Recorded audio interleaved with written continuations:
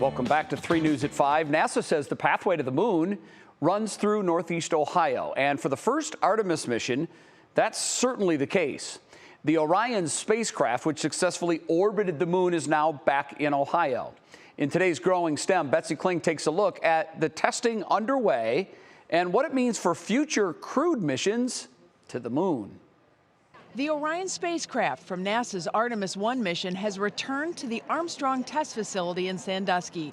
It marks an exciting milestone for the engineers working on the next mission. This thing has flown 1.4 million miles to the moon and back. So to see it here with us now in person, after working in the mission every day of the mission, doing different tests on it, it's just amazing.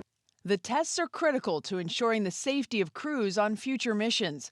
One test simulates forces of liftoff, with the spacecraft placed in an acoustic chamber. The massive room is filled with powerful speakers, and it gets loud. I like to say the acoustic chamber is like going to multiple rock concerts at one time. When the acoustic chamber is running and you're in the building, of course no one can be in that area, but it sounds like a couple helicopters hovering over your building. The Orion now sits in the vacuum chamber.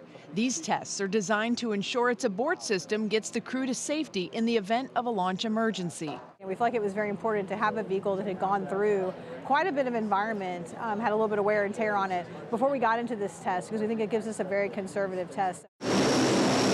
Long before it went into space, this same Orion capsule landed in Mansfield back in 2019, arriving aboard the Super Guppy.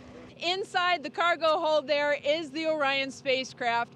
3 News has followed Orion's journey across Ohio for years, including nearly a decade of testing thanks to NASA Glenn Research Center, helping to make Artemis I a success.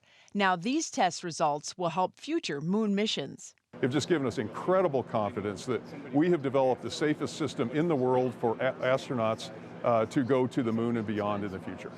This Orion spacecraft still has a few more miles to go. It will return to the Kennedy Space Center for some final tests before being sent to the Smithsonian Museum. You can go there with your family someday and say that vehicle went through Sandusky, Ohio. For Growing STEM, Betsy Kling, 3 News.